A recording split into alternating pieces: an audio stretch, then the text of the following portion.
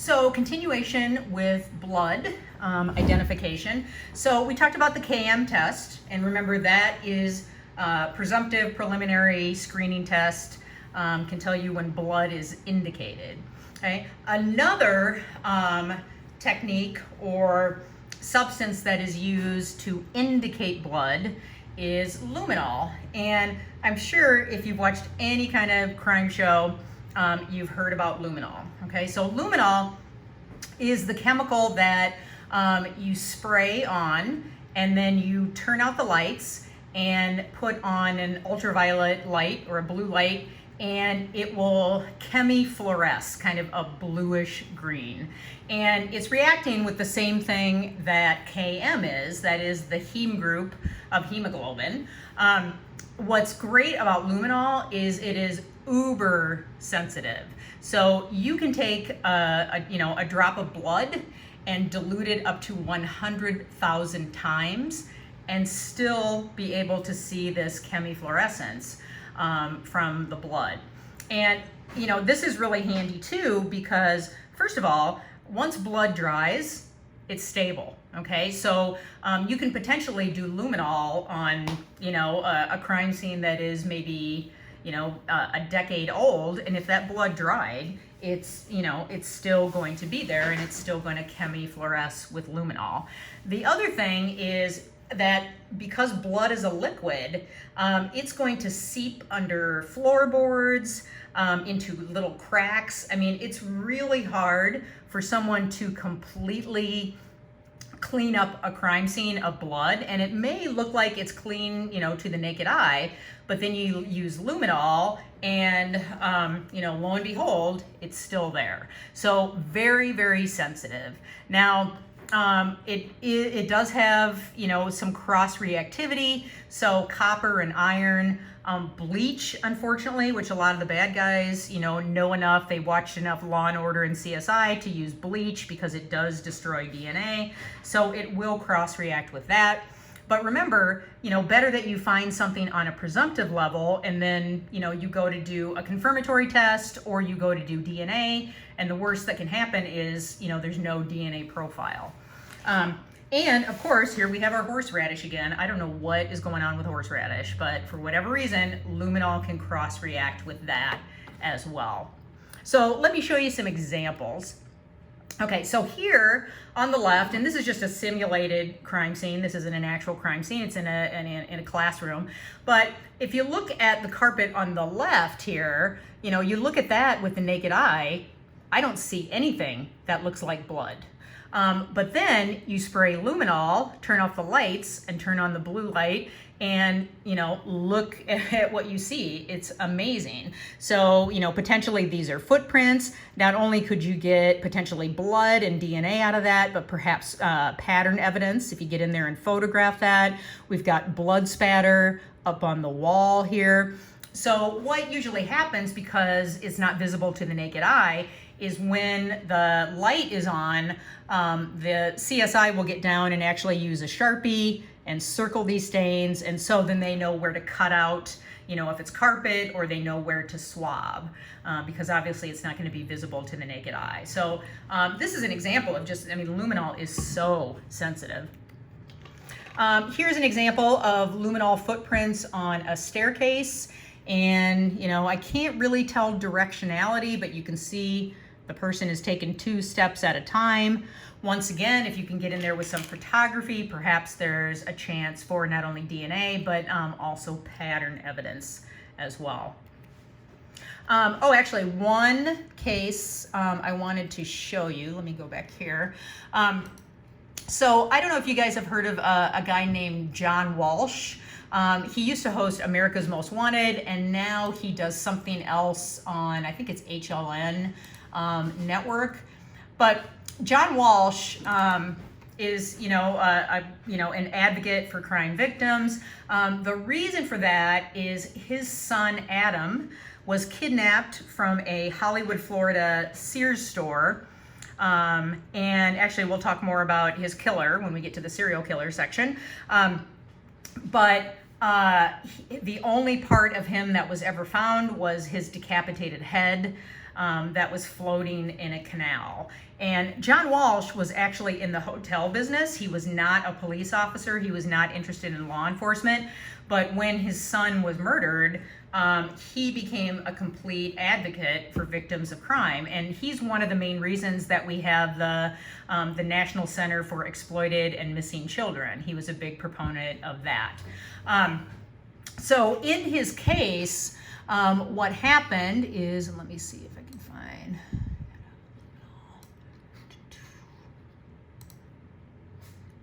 let's see, it should be in that.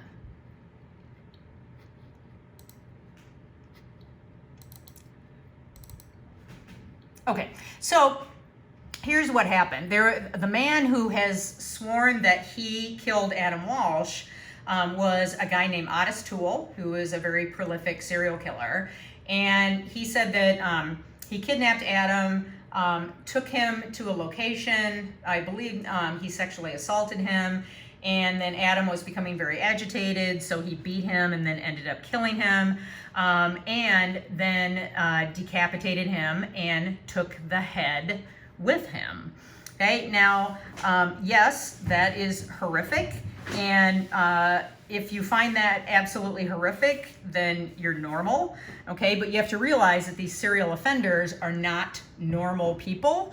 And so when Otis Toole was interviewed, the detectives asked him, you know, why did you take Adam's head with you?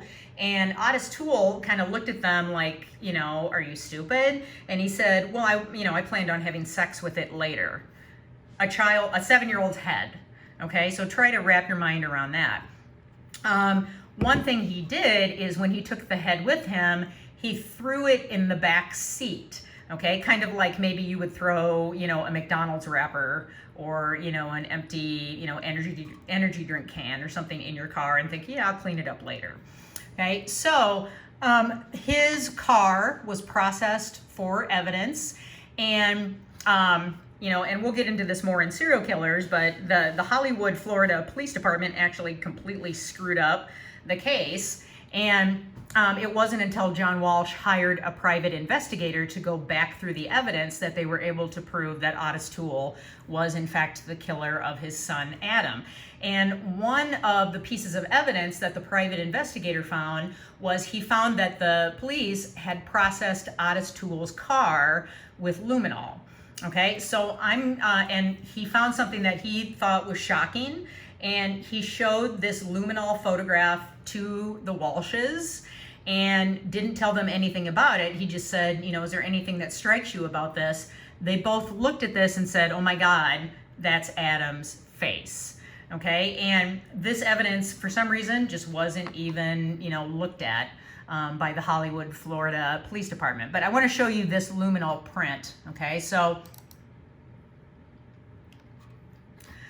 this is a luminol photograph of the driver's side back seat floor mat, okay? And this is where Otis Toole said, yeah, I just chucked his head in the back seat. And so here's a little photograph that kind of shows you the orientation. But when this luminol print was shown to the Walshes, they looked at that and they said, you know, that's our son Adam's face. So, I mean, here's his little mouth and his nose and his eyes. And of course, after being decapitated, his head was covered with blood and it landed on that floor mat and, you know, produced this luminol print. So, you know, horrific case, but another example of where the luminol was very useful in solving the case. Okay, so getting back to this, the last presumptive test I want to point out is something called Hemasticks. And Hemasticks work the exact same way as KM, so they're reacting with the hemoglobin component in blood. These are actually very common in medicine, so in a clinical environment. If you guys have ever had a urinary tract infection or a kidney infection, or maybe you have a kidney stone, you know, one of the ways that they test when you go to the doctor, normally they'll ask you for a urine sample, and they want to look for the presence of red blood cells in your urine because that can indicate irritation, it can indicate infection, and so they often use these Hemasticks, and they just dip it in the urine sample. Starts off yellow, and if hemoglobin in red blood cells is present, it will turn a dark green. So these can certainly be used at crime scenes as well. They do the exact same thing. You would just maybe wet this with a little bit of sterile water and then rub it on whatever you want to find out is indicative of blood. KM is probably used more commonly because it's much less expensive. So, anytime you're buying something from a company with a brand name, it's going to be more expensive, but it basically does the exact same thing. Okay, so now we're done with the presumptive tests. Okay, now we're going to talk about a confirmatory test for blood. And whether it's human blood, dog blood, cat blood. So the theory behind these tests is they are called precipitation tests. And if you've taken basic chemistry, you might have heard the term precipitate. Precipitate just means a very fine suspension of solid particles that are eventually going to settle out. So, for example, if you've ever heard of, say, a blood transfusion going bad, like maybe there's a type A blood type person and they're accidentally transfused with type B blood, they'll have a reaction, and it's because their blood cells, which we refer to as the antigen, are reacting with, from the donor, are reacting with antibodies that are present in the patient. And they form these protein complexes. And in the case of a blood transfusion, they can form little clots. You can end up with a stroke, an embolism, things like that. But in this case, we're going to use those complexes and those precipitates to our advantage. Okay, so we are going to call the antigen whatever is present on the red blood cell. Okay, and it will define it as human, different species, cat, dog, whatever. And then we're going to use these chemical or molecules called antibodies. And you've probably heard about these in the news because there's a lot of talk about antibody tests for COVID-19. Antibodies are just large protein molecules that bind to things. Okay, obviously, in the case of COVID-19, we hope that eventually everyone will have antibodies that will bind to the virus, and so the virus will not be able to reach our lung cells and potentially kill us. But you can also buy antibodies against any type of species. Okay, so that's what a precipitation test is. Also, we use that in conjunction with gel diffusion. So diffusion just means molecules that are spreading out, and eventually they're going to meet each other and potentially react. And gel just means that, we're doing it in kind of a jello-like substance. So let me bypass this and show you this photograph first.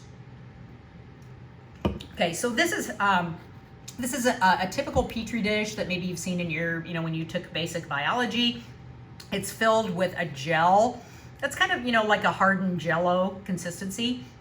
And what we do is we punch these little holes or wells in the gel, and then we can put different things in them. So we can put samples from crime scene samples, and then an antibody that might go against or react with those crime scene samples. And if the reaction happens, you will see this precipitate line. So these are the antigen antibody complexes that are falling out of solution. Okay, so whatever is in these two wells is reacting, and that's a positive test. Whatever is in these two wells is also reacting, and you have a positive test there because you have the line formed. Okay, the other ones are not reacting because we don't see the line. So the fancy name for this test is called the Ochterlony Double Diffusion Test, or the ODD test. And we can use this in two different ways. Okay, so let's say we have a sample that is indicative of blood, but we want to know, is it human blood, is it dog blood, is it cat blood? And so you might put the sample from the crime scene in the middle, and then these wells you can put different antibodies. So here's a human antibody, a cat antibody, you know, dog, squirrel, snake, whatever, and whatever reacts and forms the line, that will tell you the species of the sample. The other way is you can put samples from evidence in the outside wells and then put one type of antibody in the center. Okay, so let's say we want to know what samples are human. So we put human antibody in the center, and then we put maybe crime scene sample 1, crime scene sample 2, 3, 4, 5, 6, and it will tell us which of those samples were in fact human blood, okay, as opposed to, you know, being, you know, something that cross-reacted.